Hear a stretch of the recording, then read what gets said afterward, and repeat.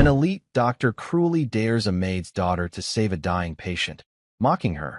What he doesn't know is that her hidden genius could save a life no one else can. A man is dying on a cot in the middle of a mountain medical camp. Machines scream. Doctors scramble.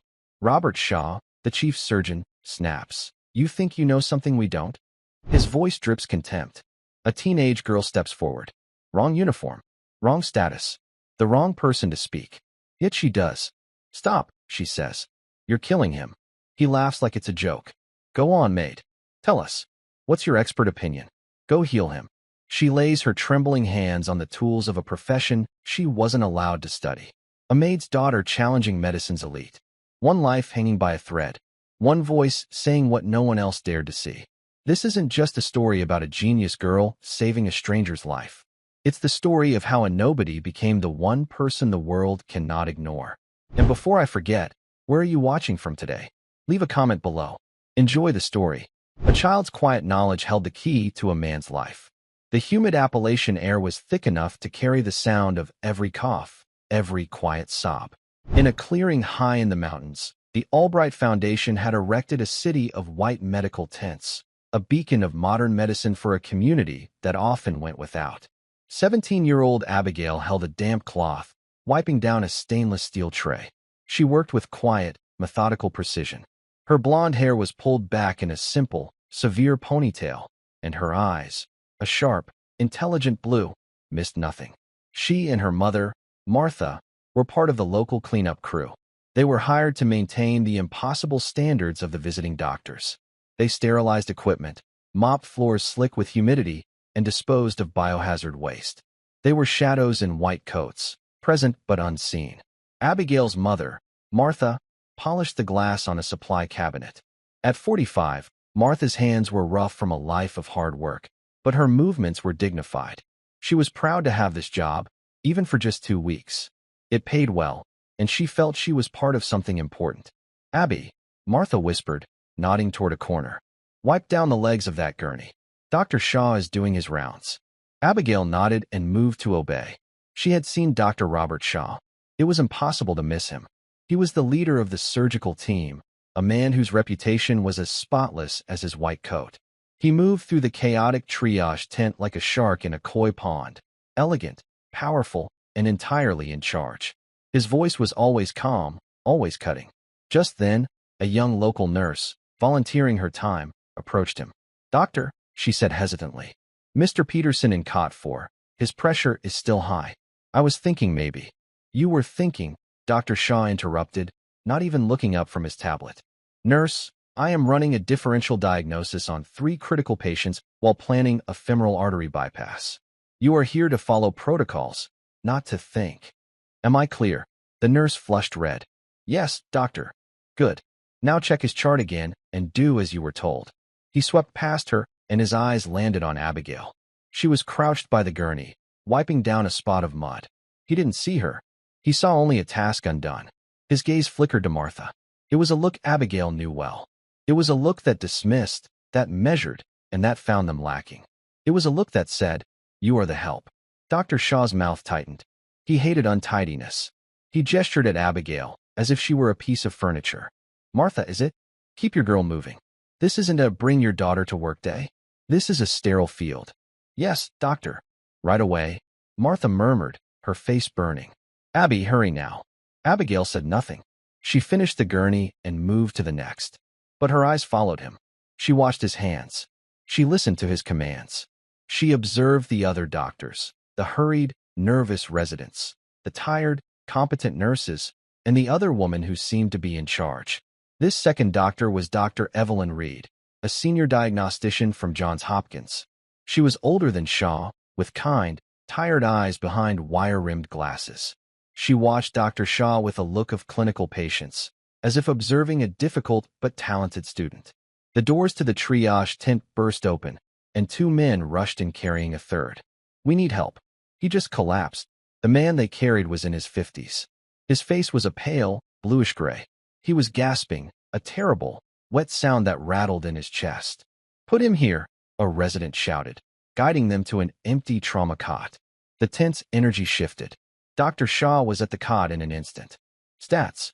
Give me a pulse ox, BP cuff, and a 12-lead EKG. Now, the team moved. Sats are 84 and dropping, doctor, a nurse called out. He's coughing up. It's pink, frothy sputum, a resident said, his voice tight with alarm. Severe pneumonia, Dr. Shaw declared, his voice cutting through the panic. Atypical presentation. He's drowning in his own fluids. Get him on 15 liters, non-rebreather mask, and push 500 of saline to support his pressure. Martha, sensing the urgency, grabbed her daughter's arm. Abby, we need to clear out. We'll be in the way. But Abigail stood frozen, her eyes locked on the patient. She watched the nurse hang the non-rebreather mask. The man's panic only grew. He clawed at the mask, his eyes wide with terror. His breathing became worse. Doctor, Sats are down to 79. It's the pneumonia, Shaw snapped. The infection is too advanced. Increase the PEEP. Force the oxygen in. From the back of the tent, Abigail watched. Her hand went to the small, worn leather journal in the pocket of her oversized scrubs. It was her most precious possession. It had belonged to her great-grandmother, Florence Albright. Florence had been a combat nurse in World War II. She had served in field hospitals from Normandy to Bastogne. Her journal was not filled with personal feelings. It was filled with observations. Thousands of pages of handwritten notes on symptoms, treatments, and outcomes, sketched under candlelight while bombs fell. Abigail had read the journal so many times its pages were soft as cloth. She had memorized her great-grandmother's sharp, clear handwriting, and she knew what she was looking at. The fools always think it is the lungs, Florence had written in 1944, describing a soldier overloaded with fluids. They see the water and blame the vessel, not the pump. But look at the neck. Look at the froth. The veins stand out like ropes. The lungs are not sick, they are drowning. The heart is failing. Abigail looked at the patient. His neck veins were horribly distended. The pink froth on his lips was a classic sign. The high-flow oxygen was just forcing the fluid deeper into his lung tissue. They weren't saving him. They were killing him. Abby now, Martha hissed, pulling her arm. They're wrong, Mama. Abigail whispered, her voice trembling. What? They're wrong. It's not pneumonia. It's his heart. As they moved to leave, they passed two residents taking a break by the supply closet. Who's the girl? One resident whispered, sipping a coffee. She's with the cleaning crew. Martha's daughter. Why is she just staring? It's creepy. Shaw is going to have a fit if he sees her gawking at a critical patient. Probably just morbid curiosity, the first resident said with a shrug. Look, just try to stay out of Shaw's way today. He's in a mood. Martha gripped Abigail's hand tighter, her face set in a mask of polite composure. She pulled her daughter toward the exit. They didn't know that Abigail wasn't staring with morbid curiosity. She was staring in horror. The alarms on the patient's monitor suddenly shrieked. A long, flat tone. He's in V-fib. Patient is crashing. Get the cart. Shaw yelled. Starting compressions. The team flew into action. A resident began pumping on the man's chest. He's not responding. Doctor. Dr. Shaw was sweating now, his perfect composure cracking. He was losing a patient in front of his whole team. He looked up, his eyes wild with frustration, and they landed on Martha. She was standing by the door, frozen, her daughter's hand in hers, both of them watching. What are you still doing here? Shaw roared, his voice echoing in the sudden silence as the compressions paused. Martha flinched. We were just leaving, doctor. I'm so sorry. Sorry. Shaw laughed, a short, ugly sound. He was angry at the patient, at the residents, at himself. He pointed a gloved finger at Martha. You're all watching, staring at this man die. You think you know something we don't? You've been wiping floors and listening in. You think you're a doctor now? Martha turned pale. No, sir. Of course not. Then what is it? You've been here all week. You must have picked something up. His voice was dripping with sarcasm, a cruel, public humiliation. Go on, Maid. Tell us. What's your expert opinion? The resident stared, shocked. Dr. Reed looked up from her chart, her brow furrowed in disapproval. Martha just shook her head, tears welling in her eyes. Sir, please. What's the matter? Cack out your tongue. Shaw sneered. I thought you cared. Go on. Go heal him, if you care so much. He turned his back on her, a final, dismissive gesture. Charge to 200. Clear. A jolt went through the patient's body.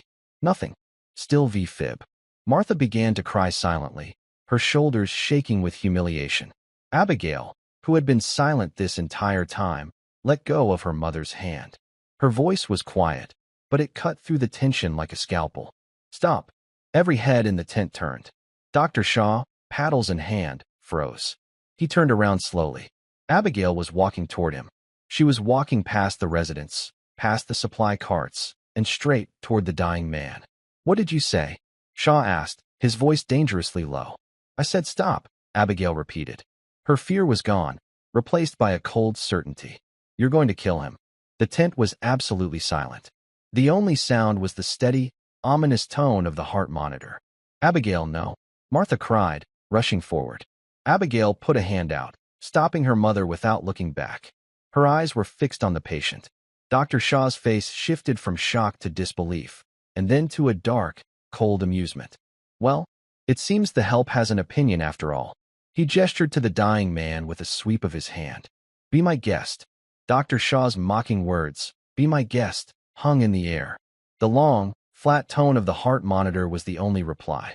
Martha rushed forward, grabbing her daughter's thin arm. Abby, no. Come away. Please. You don't know what you're doing. Mama, Abigail said, her voice quiet but vibrating with a strange new power. Let go. I do know. She gently pulled her arm free and walked to the head of the cot. The residents and nurses froze, looking at Dr. Shaw for guidance. But Shaw was paralyzed, his face a mask of disbelief. This was not how his joke was supposed to end.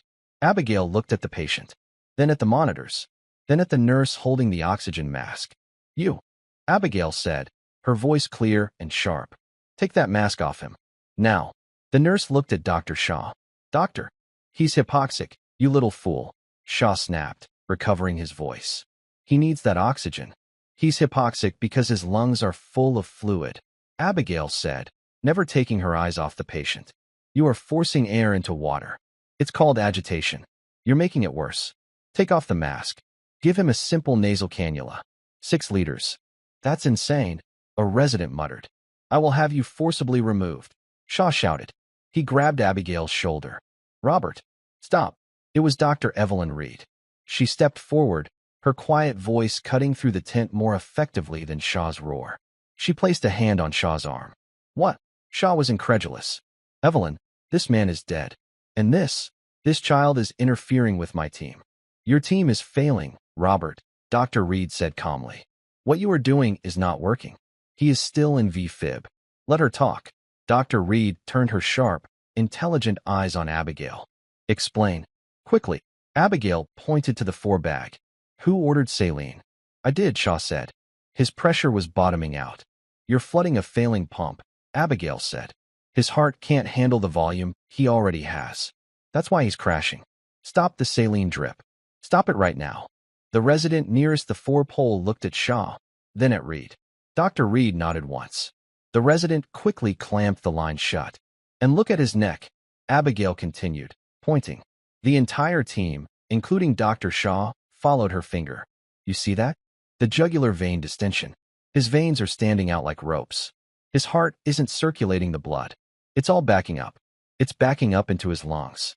That pink froth. She pointed to the man's lips. That is classic pulmonary edema. His heart is failing. This is not pneumonia. A resident's eyes widened. She's right.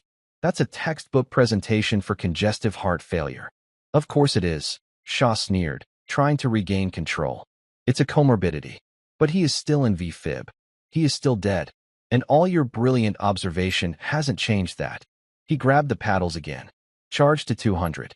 No, Abigail shouted. You're shocking a heart that is drowning and suffocating. You're just making it angrier. Get me 80 milligrams of Lasix. And 100 of lidocaine. Push it 4. Now.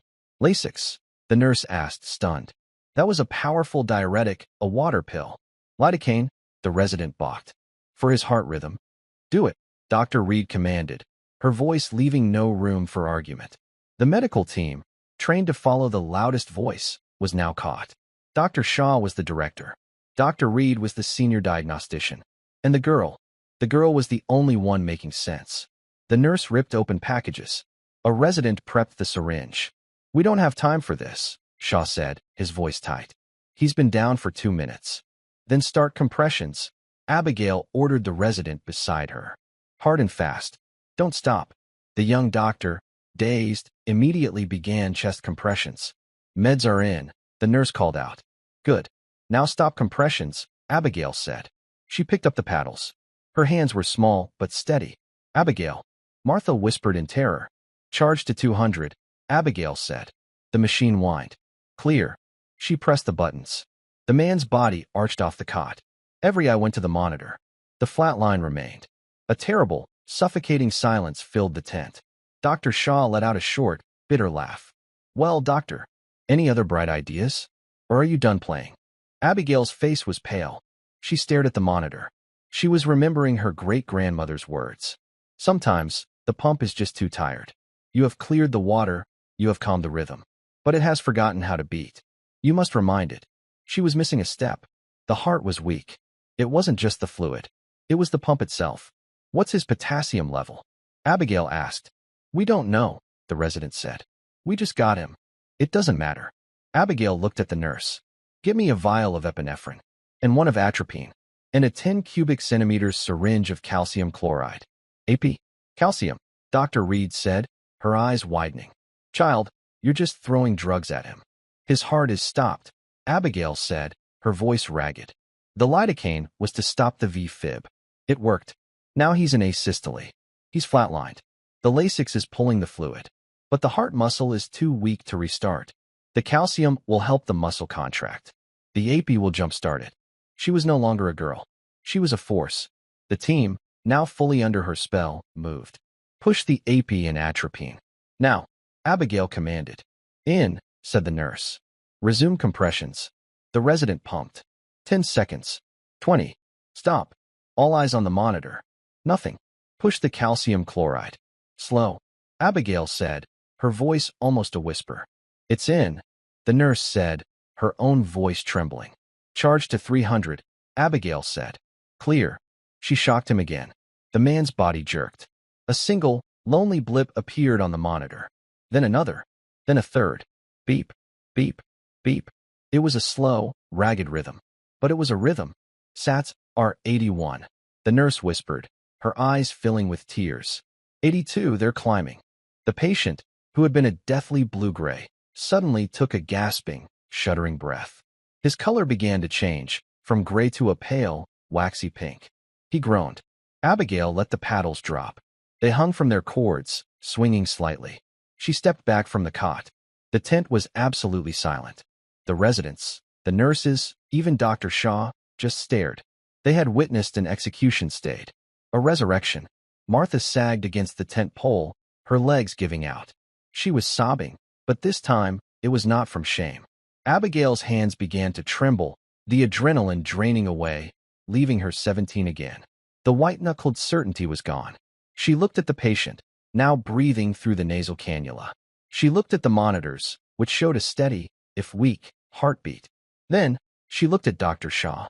His face was a storm of conflicting emotions. There was shock. There was confusion. But beneath it all was a deep, cold, and profound rage. He had not just been proven wrong. He had been humiliated. He had been shown up by a 17-year-old girl in a janitor's uniform. Dr. Evelyn Reed walked past the cot. She stood directly in front of Abigail. She looked at the girl's trembling hands. She looked into her sharp, intelligent eyes. Her voice was quiet, holding a new kind of respect. Who? Dr. Reed asked. Are you? Before Abigail could answer, Dr. Shaw found his voice. It was no longer booming or sarcastic. It was quiet. Deadly. Get her out of here. Robert, be reasonable, Dr. Reed started. I said, get her out, Shaw repeated. She is not staff. She is not credentialed. She just assaulted a patient with a defibrillator and pushed unsanctioned drugs. Security. 2 men in security uniforms, who had been watching from the flap of the tent, moved forward. She saved his life, the young resident protested.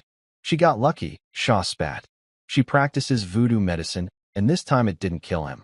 We have no idea what long-term damage she just caused. Get her out of my tent.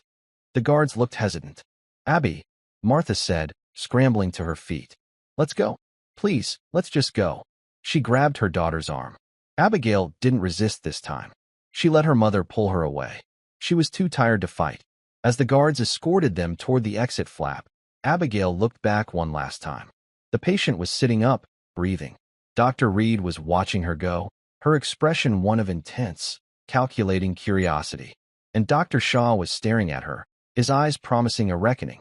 As the tent flap closed behind them, cutting them off from the world of medicine and light, Martha pulled her into a fierce hug. "Oh, Abby, what did you do? What did you do?" "I saved him, Mama," Abigail whispered against her mother's shoulder. "I know," Martha cried. "I know. But what are they going to do to us?" The heavy canvas flap of the medical tent slapped shut behind them. The sound was sharp, final. It was like being ejected from a bright, loud world into a silent, green one. The humid Appalachian evening was settling in. Crickets were starting to chirp. The sounds of the medical camp, the hum of the generator, the distant, muffled voices, were already fading as the two security guards walked them to the edge of the camp's perimeter. The guards were not unkind. They looked embarrassed. "Ma'am, we're sorry," one of them said to Martha. The supervisor said, "Well, he said to collect your things from the locker tent. Your pay for the week is in this envelope." Martha's hand, red and chapped, reached out to take the small white envelope. It was thin. "So, we're fired," Martha stated. It wasn't a question. "I'm afraid so, ma'am. Dr. Shaw's orders. He said you're not to be on the site." Martha nodded, her dignity a thin, brittle shield. "I understand. Thank you." She turned and, without looking at her daughter, began the long walk down the dirt path that led to their small cabin 2 miles below. Abigail walked beside her. For 10 minutes, the only sound was the crunch of their footsteps on the gravel and Martha's quiet, hitching breaths. The shame of being dismissed by Dr. Shaw had been replaced by a cold, numbing dread. "He'll ruin us, Abby," Martha finally whispered. Her voice was cracked. "He's a big, important man. From a big city. He'll tell everyone we're troublemakers. No one will hire me. Not even to clean at the diner." "He was wrong," Abigail said. Her voice was flat. The adrenaline was gone, leaving a deep, hollow exhaustion. "Right or wrong doesn't matter for people like us." Martha burst out, stopping on the path. She spun to face her daughter, her face pale in the dusk. "You don't see, do you? You're so smart, but you don't see what you've done. You humiliated him. Men like that, they don't forget. They don't forgive.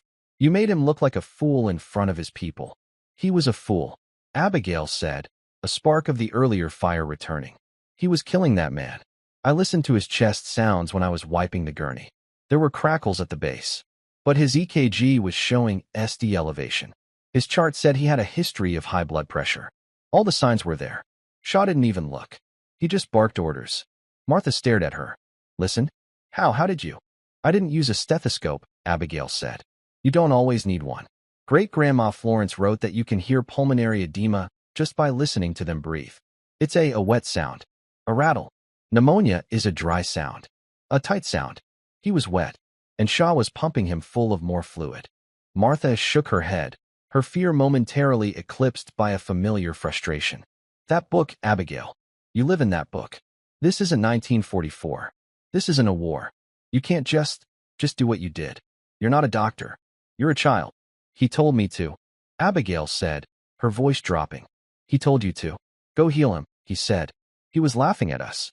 The defiance in her voice broke, and for the first time, the 17-year-old girl reappeared. A tear traced a clean path through the grime on her cheek. "He made you cry, Mama." Martha's anger dissolved. She pulled her daughter into a fierce hug, right there on the dark, empty path. "Oh, my baby," she murmured, stroking her blonde hair. "My smart, brave, foolish girl. Yes, he made me cry. But I'm terrified for you. What's to stop him from calling the police? He said you assaulted that man." Abigail pulled back, her eyes clearing. "He won't." "How do you know?" "Because if he calls the police, he'll have to file a report. And if he files a report, he'll have to admit that the patient is alive. He'll have to admit that my treatment worked and his didn't. Men like him," she said, echoing her mother's words, "can't ever admit they were wrong. He won't call the police. He'll just make sure we disappear." Martha looked at her daughter, a stranger she had raised. "When did you get so old?" "I've just been paying attention, Mama," Abigail whispered. Back in the triage tent, the atmosphere was thick. The patient, Mr. Henderson, was now sitting up. He was breathing easily. The terrifying rattle was gone. The nurse who had pushed the drugs was checking his blood pressure. "It's 130/85, she announced, her voice full of wonder. "It's stable. His sats are 96% on the cannula. His lungs are clear." "I can't believe it." Dr. Shaw was standing by a sink, stripping off his gloves. His back was rigid. "She was right." The young resident, the one who had done compressions, said aloud. He couldn't help himself. It was flash pulmonary edema. A cardiac event, not a respiratory one. She diagnosed it in 30 seconds. "She got lucky, Dr. Miles," Shaw said, his voice dangerously quiet. "She threw a pharmacy at him, and one of the drugs stuck. It was a reckless, idiotic display, and I will not have it discussed." Robert, Dr. Evelyn Reed had been watching him.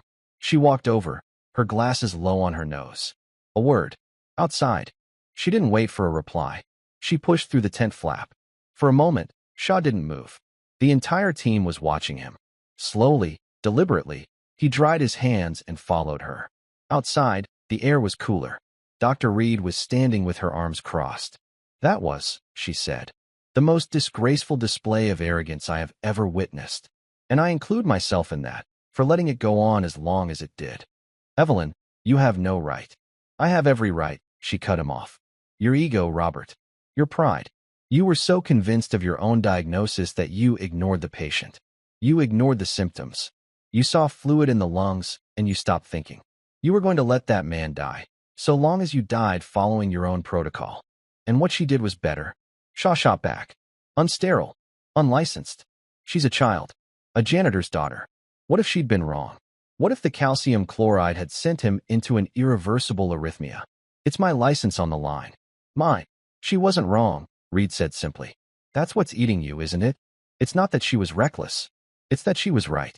Her diagnosis was more astute, her treatment more effective, than the chief of surgery for the entire Albright Foundation." Shaw's face was white. "I had her fired. Her and her mother." Evelyn Reed looked at him, and her expression was not one of anger. It was one of pity. "You did that," she said, "because you are a bully. But more than that, you did it because you are a coward. You are afraid of her. You are afraid of an uneducated 17-year-old girl. I am not. You are. You're afraid of what she represents. That all your years, all your titles, all your prestige can be undone by someone with a clear pair of eyes and a brain that works. You made a joke, Robert. You told a maid to heal a dying man, and her daughter did. Now you have to live with that." She started to walk away. "I'm filing a report. Evelyn," he called after her. "I'm having her credentials, if she even has them, blacklisted." Dr. Reed stopped. She looked back at him, a sad smile on her face. "You do that, Robert. You write your report, and I'll write mine." She left him standing there alone in the dark. Their cabin was tiny, just 3 rooms, but it was spotless. Martha sat at the small kitchen table, her head in her hands. The envelope with the cash was on the table. It wasn't enough to cover rent. Abigail ignored it. She walked to her small bedroom. Under her cot, she pulled out a battered wooden box. She opened it. Inside, there was only one thing. A leather-bound journal, its cover worn smooth, the paper inside yellowed and fragile. The spine was stamped with a small medical caduceus and the name, Florence Albright. Albright, Abigail whispered to herself. The same name as the foundation that had just fired her. She had always wondered. She'd been told her great-grandmother was a distant, poor relation of the famous medical family. A black sheep. She brought the journal to the kitchen table. Martha looked up, her eyes red. "Not that book, Abby. Please. I don't have the strength for your stories tonight." "It's not a story," Abigail said. She opened it to a page marked with a faded red ribbon. Her finger traced the elegant, sharp handwriting. "August 1944. Field Hospital. St. Lo." Abigail read aloud. Her voice was steady. "Patient presented with severe dyspnea, frothing at the mouth, and cyanosis. The field surgeon immediately diagnosed mustard gas exposure." He was wrong. She looked at her mother. The man's veins were like ropes. His heart was failing. "I call it drowning from the inside. The surgeon was trying to clear his lungs, but I knew we had to drain his body. I gave him a high-dose tincture of foxglove to strengthen the heart, and a crude diuretic I made from horsetail. The surgeon called me a witch. But the patient lived." Abigail closed the book. She saw it, Mama, over and over, and she wrote it down. What to look for, what to do. I didn't guess. I knew. I've read this book every night for 5 years. I know it by heart. I know her. Martha looked at the book, then at her daughter's earnest, intelligent face. The fear was still there, but a new emotion was creeping in. Oh, your great-grandmother. She was a legend. My grandmother used to say she was the smartest woman anyone in our line had ever known, and the bravest. She saved hundreds of men. And they kicked her out of the Army Nurse Corps, Abigail said quietly, for insubordination and practicing medicine without authority. Just like Dr. Shaw. The parallel hung in the air between them. A sharp knock on the cabin door made both of them jump. Martha's face went white. It's him. It's the police. I told you. No, Abigail said. It's not. She walked to the door. Her mother hissed. Abby, don't. Abigail opened it. On their small, dark porch stood Dr. Evelyn Reed. She was holding a flashlight, and she looked tired. She looked past Abigail to Martha. Mrs. Martha, my name is Dr. Reed. I was in the tent. Martha stood up, wringing her hands. Ma'am, my daughter, she didn't mean any harm. Dr. Reed's eyes moved to Abigail. Then they moved to the table. She saw the open journal. Her eyes widened, just slightly, as she read the name on the cover. Florence A. Albright. Good heavens, Dr. Reed breathed. She looked back at Abigail, her gaze no longer just curious, but sharp with sudden, dawning comprehension. I need, Dr. Reed said, to sit down.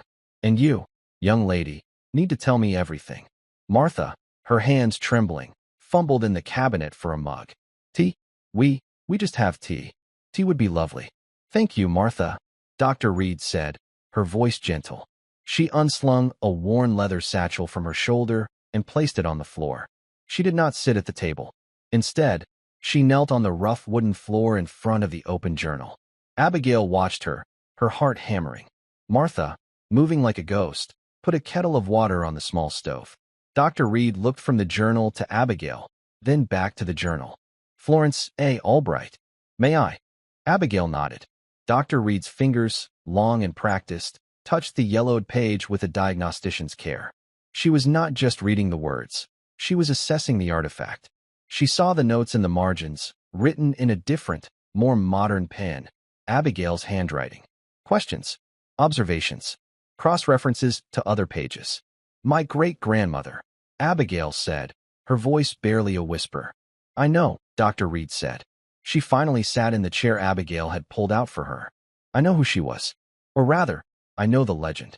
Martha brought over 2 mismatched mugs and a tea bag for Dr. Reed. Legend, ma'am. Dr. Reed wrapped her hands around the warm mug. Florence Albright, she said, her eyes distant, was the sister of Harrison Albright, the man who founded the foundation. The man whose name is on our tents, our paychecks, our equipment. Martha gasped. We were told we were a distant relation, a poor branch. You are, Dr. Reed said with a grim smile. You are the real branch. Harrison was a businessman. Florence was the genius. The story goes that Harrison built his initial fortune on a patent for a new type of field blood transfusion kit. A patent, she said, tapping the journal, that I would be willing to bet was based entirely on her work. Her battlefield innovations. Abigail looked down at the book. Page 94. A better system for blood. The glass bottles break. We need sterile, collapsible bags. Dr. Reed's smile faded. He made millions. Florence, as the story goes, refused to take a penny. She called it blood money. She said he had commercialized a tool meant to save lives, not build mansions. She continued to work in field hospitals and rural clinics. She died with nothing. Harrison Albright, in his old age, felt a surge of guilt. He started the Albright Foundation to bring medicine to the world, using the money he'd stolen from her to do it.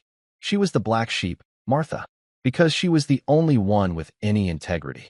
Dr. Reed took a sip of the tea.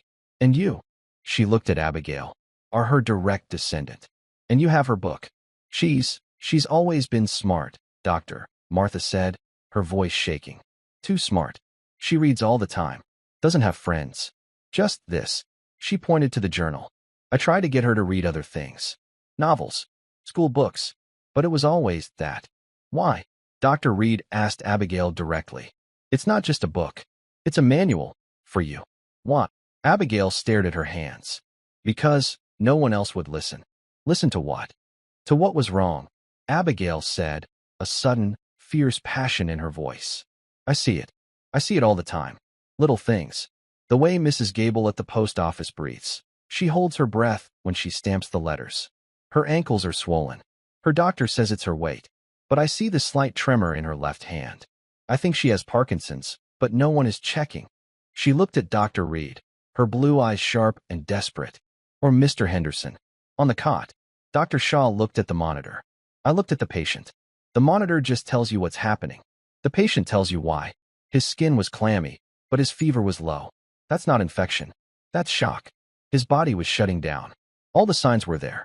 Dr. Shaw just didn't look. He was trying to treat a number on a screen. Dr. Reed was motionless. She was staring at Abigail as if she were a new, unclassified species. Abigail, Dr. Reed said, her voice very low. Do you have any idea what you did tonight? Abigail flinched. I saved him. Yes, you did, Dr. Reed agreed. You also, in the eyes of the law and the American Medical Association, committed multiple felonies. Practicing medicine without a license. Assault with a medical device. Administering controlled substances. Dr. Shaw is not just angry, child. He is correct. From a legal standpoint. Martha sat down heavily. I knew it.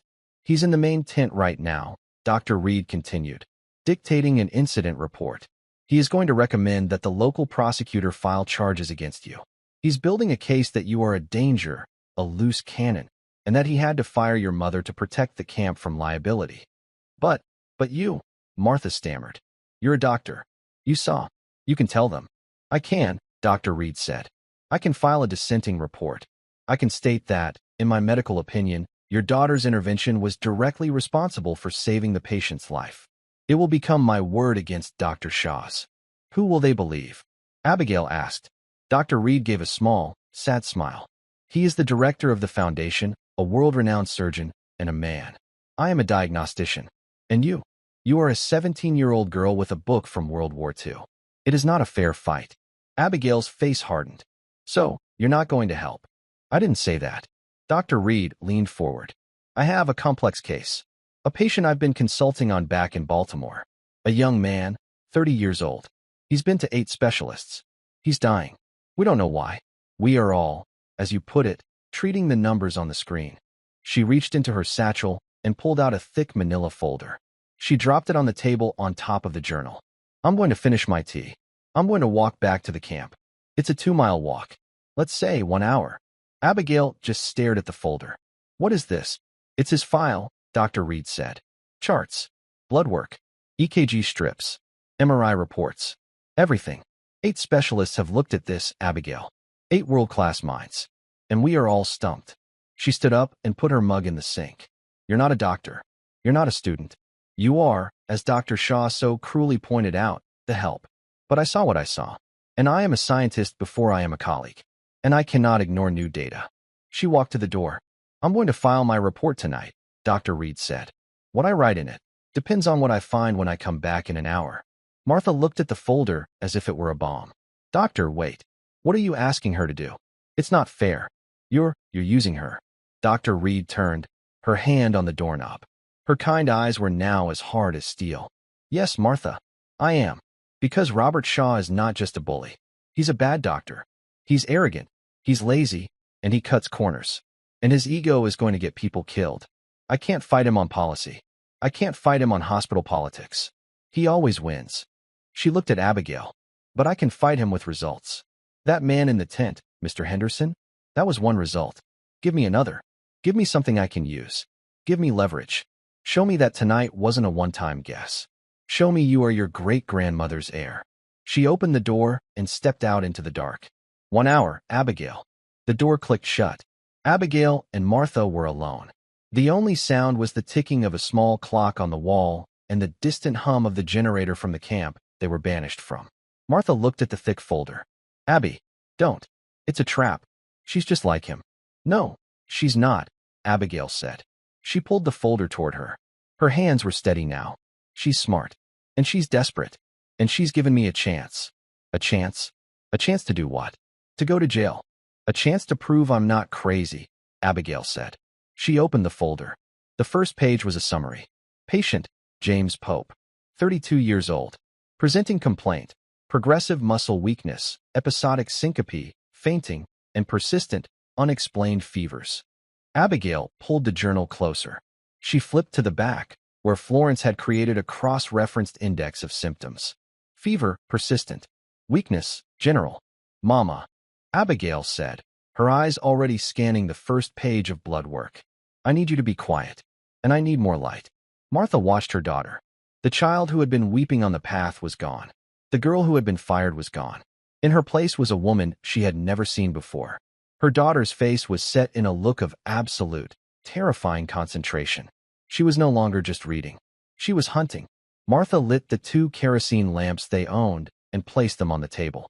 She sat down, her hands clasped, and began to pray. Meanwhile, back at the camp, Dr. Shaw was pacing in the administrative tent. A young, nervous-looking legal aide from the foundation was sitting at a laptop. And in summary, Shaw dictated, the unauthorized and reckless actions of the minor, Abigail, and her mother, Martha, who facilitated the breach, represent a class 1 liability risk to the foundation. I was forced to remove them from the premises to ensure the safety of our patients and the integrity of our mission. That's very clear, Doctor, the aide said. It needs to be, Shaw said, stopping his pacing. I want this report filed with corporate and a copy sent to the local sheriff's department first thing in the morning. The sheriff, sir? Are you pressing charges? I am ensuring that the foundation is protected. If that man, he jerked his thumb toward the triage tent, develops any complications, any at all, from the ridiculous cocktail of drugs that girl pushed, I will not have it come back on me. This report establishes a timeline. It proves I was in control and that I took immediate, decisive action to remove the threat. And, Dr. Reed's report, sir? Shaw's face darkened. Dr. Reed is emotional. She was shaken. Her report will reflect her opinion, but it is my signature on the mission charter. My report is the one that matters. He felt a vibration in his pocket. His satellite phone. He pulled it out and looked at the screen. It was a text from his office back in New York. It read, Henderson is awake, asking for the girl who saved him. His family is on the way. They own half the county. Shaw's blood ran cold. He had assumed the patient was a local, a nobody. He looked at the legal aid. On second thought, hold off on sending that to the sheriff. Let me review it one more time. He walked out of the tent, his mind racing. This was no longer a simple matter of firing a maid. This was now a problem of optics. The clock on the wall ticked. Each sound was a hammer blow in the small, silent cabin. Abigail didn't read the file page by page. Her eyes flew across the reports, not like she was reading, but like she was searching. She was a predator hunting for a single, specific clue. Martha watched, her fear turning into a strange, breathless awe. Her daughter was not just reading. She was cross-referencing. She would scan a blood panel, then flip to the back of her great-grandmother's journal. She'd read a nurse's intake note, then flip to a page in the journal marked, Fevers, Unexplained. Here, Abigail whispered. She pointed to a line item on the blood work. Eosinophils, 15%. Is that bad? Martha asked. It's not bad, Abigail murmured. It's high. Very high. The normal range is 1 to 4. What does it mean? It means the body is fighting. The doctors here, she tapped the file, they think it's a parasite. They've tested him for Toxocora, Trichinella, all negative. They've tested for allergic reactions. All negative. They're lost. They're just lost. Abigail closed her eyes. She wasn't just thinking. She was trying to see the patient. A 32-year-old man. Fainting. Muscle weakness. Fevers. And blood that was screaming about an invasion. They're all looking for something living, Abigail said. A bacteria, a virus, a worm. What if it's not alive? She flipped to a section in Florence's journal she had read a dozen times. It was a section on battlefield environments. The men in the hayloft, she read aloud. Martha listened, mesmerized. We put 12 men in an old barn near Amiens. Within 3 days, 5 were sick. Not with wounds. With a sickness of the air. Fever, a cough so deep it shook the ribs, and a profound weakness. 2 of the men's hearts fluttered like a trapped bird, syncope. The surgeon said it was trench fever. He was wrong. It was the hay. It was full of mold. I moved the men to a dry tent. I gave them whiskey and aspirin, all I had. They recovered. The ones who stayed, their lungs turned to stone. I have seen this before. In farmers. In men who work in silos. It is not an infection. It is the dust. The dust sickness. The body is fighting a ghost. Abigail's eyes snapped open. She tore through the file, past the blood work, past the MRIs, until she found the initial patient history. A 6-page document. The other doctors had skimmed it. She read it. Patient, James Pope. Occupation, architect. That was what the specialist saw. But Abigail kept reading. Abigail's hand was shaking. She grabbed a pencil. It's not a worm, Mama, she said, her voice electric. It's the house. He's breathing in fungal spores. Billions of them. From moldy walls, old plaster, rotted wood. It's farmer's lung. Or silofiller's disease. They have a modern name for it. She scribbled on a blank sheet of paper. Chronic hypersensitivity pneumonitis. He's not infected, she said, writing quickly. He's having a massive, systemic inflammatory reaction. His body thinks it's being invaded, so it's attacking itself. The fever is from the inflammation. The weakness is from his lungs not getting enough air. The fainting, the syncope, is because the inflammation is putting so much pressure on his heart, it can't beat right. The eosinophils are high because it's an allergic response, not a parasitic one. She stopped writing. They're giving him antibiotics. They're trying to kill a germ that isn't there. All they're doing is destroying his gut. They're not stopping the one thing that's killing him. What? What stops it? Martha whispered. You stop the why. You get him out of the house. And you stop the inflammation. She wrote 2 words on the bottom of the page. Prednisone. Now. She looked at the clock.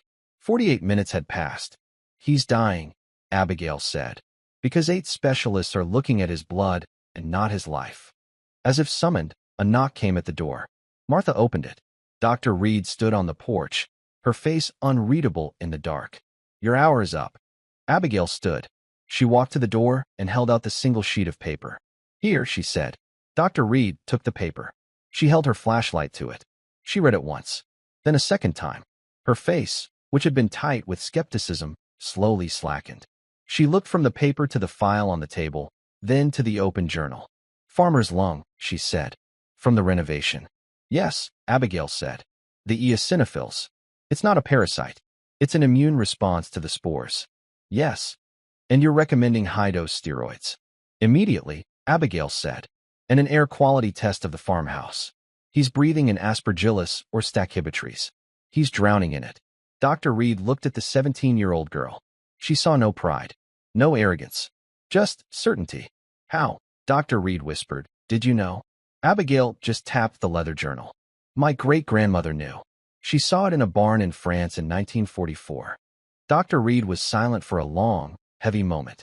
She folded the piece of paper and put it in her coat pocket. Lock this door, Martha, Dr. Reed ordered. Do not open it for anyone. Not the police. Not the guards. Especially not Dr. Shaw. Do you understand me? Martha nodded, her eyes wide. Dr. Reed looked at Abigail. What you did tonight. It may have just started a war, child. Or it may have ended one. I'm not sure which. She turned and disappeared into the night, walking quickly, her flashlight beam cutting through the darkness. The administrative tent was bright. Dr. Shaw was pouring his 4th cup of coffee. The legal aide was typing, his face pale. Let's just reread the section on liability. Shaw was saying, his voice strained. He was stalling. The text about the Henderson family had terrified him. The tent flap ripped open. Dr. Reed strode in, her face like thunder. Evelyn, Shaw said, forcing a smile. I was just clarifying my report. We need to protect the foundation, of course, but I am not here about Henderson, Robert, Dr. Reed said. You're not. He was confused. I'm here about James Pope. The Baltimore Consult.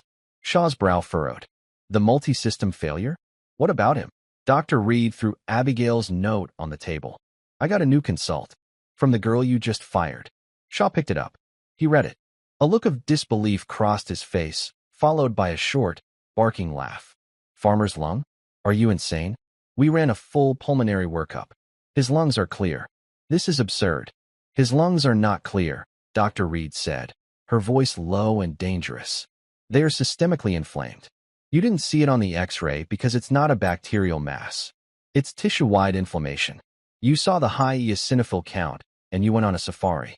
You never once considered the environment. He's renovating a 150-year-old house. He's breathing in mold. Shaw's smile vanished. He knew the case. He knew the high eosinophil count. He knew they had found no parasite.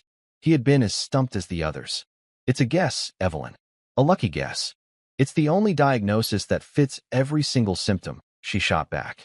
The fever, the weakness, the syncope, the blood work. It explains everything. And it comes with a testable solution. She pulled out her satellite phone. What are you doing? Shaw asked, a new dread creeping into his voice. I'm calling Dr. Michaels in Baltimore. I'm telling him to push 60 milligrams of prednisone. Tonight. You can't. Shaw lunged forward. You're acting on the advice of an uneducated child.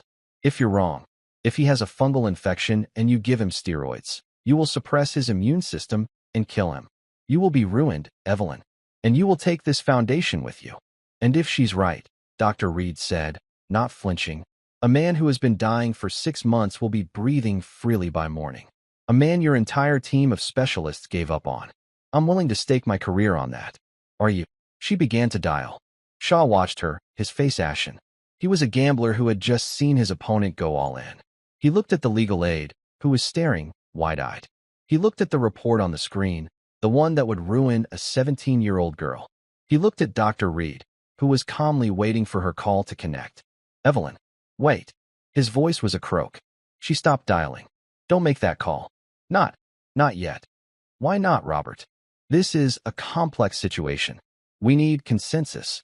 I have consensus, Dr. Reed said. It's between me, a 17-year-old girl, and her great-grandmother's journal. It's the only medical team that's been right all day. Shaw collapsed into his chair. He was defeated. Utterly. He had been outmaneuvered, outdiagnosed, and outclassed. He had no leverage. She had all of it. What do you want? He whispered. The legal aide stopped typing. First, Dr. Reed said, you're going to delete that report. Shaw looked at the screen. His entire case. His protection. His pride. His hand moved to the mouse. He highlighted the text. And he hit the delete key. Second, Dr. Reed continued. You will issue a full, formal apology to Martha and Abigail. And you will rehire them. With back pay for the humiliation. Shaw nodded, his eyes closed. Third, Mr. Henderson is awake.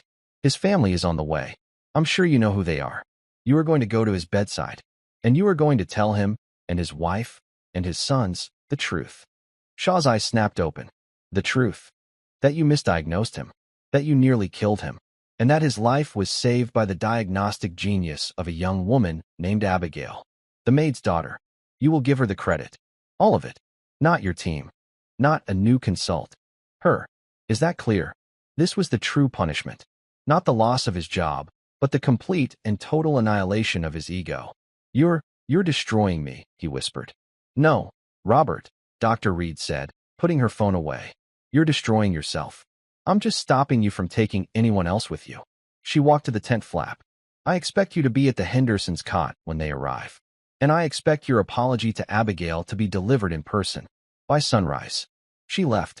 The legal aide stared at Dr. Shaw. The great man looked small, his face gray, his hands trembling. He looked at the blank screen on the laptop. He had been ruined. And it had all been done without a single raised voice. Dawn broke over the Appalachian ridges, painting the sky in pale shades of gray and pink. The light, however, did not bring warmth to the small cabin. A sharp, official knock echoed. Martha opened it. Dr. Reed stood there, her face set. It's time. The walk back to the camp was silent.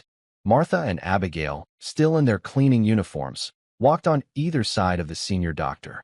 When they reached the perimeter, the guards who had removed them just hours before now looked away, stepping aside to let them pass. The camp was already busy, but all activity seemed to stop as the trio walked toward the main tree-off tent. Nurses and residents paused, watching. Dr. Reed pushed open the flap. Inside, the tent was calm. Mr. Henderson was in his cot, drinking water. A woman with expensive clothes and kind, worried eyes sat beside him, holding his hand. 2 tall men in their 20s stood at the foot of the bed. His family. Dr. Robert Shaw was standing near the cot, his white coat rumpled. He looked like he hadn't slept.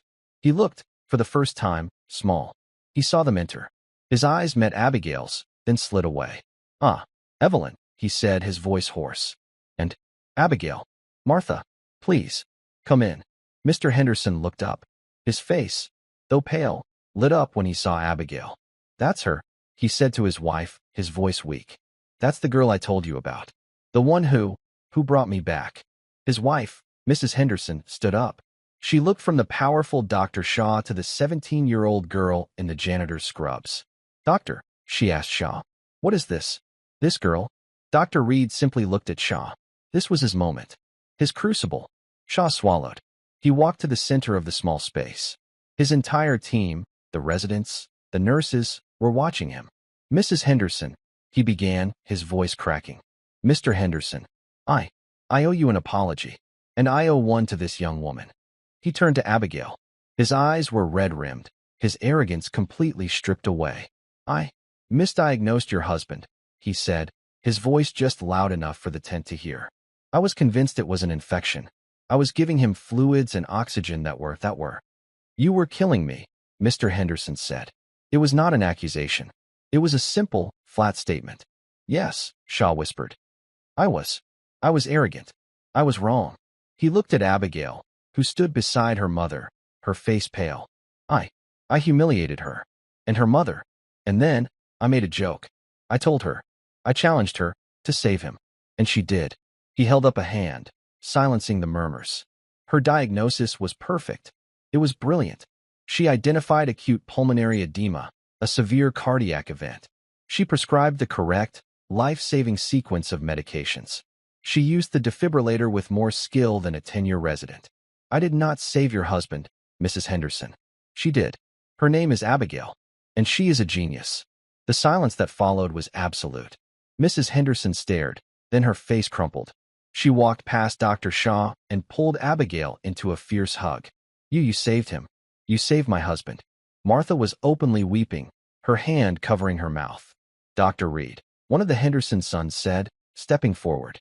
He was a lawyer, his gaze sharp. "This is extraordinary. What happens now? For her? And for him?" He jerked his head at Shaw.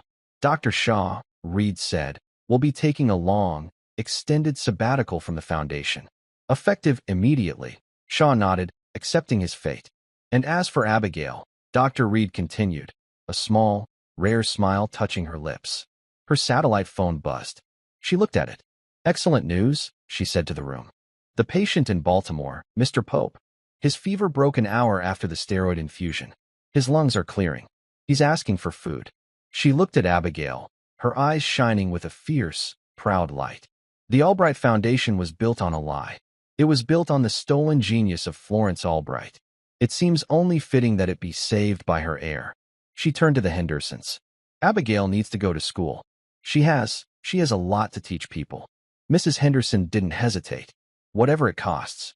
Johns Hopkins, Harvard, whatever she wants. Consider it done." Abigail looked at her mother, then at Dr. Reed, then at the worn leather journal she still held in her hands. She had been a shadow, a ghost, a maid's daughter. But the knowledge she held was real. It was a power that cut through pride and titles and arrogance. It was the power to heal. "I accept," Abigail said, her voice clear and steady in the quiet of the tent. "I have a lot to learn. And," she added, looking at the assembled doctors, "I have a lot to teach." Dr. Reed put an arm around her. "Yes, you do." The two of them stood there, the veteran diagnostician and the young prodigy. A circle, closed after 2 generations.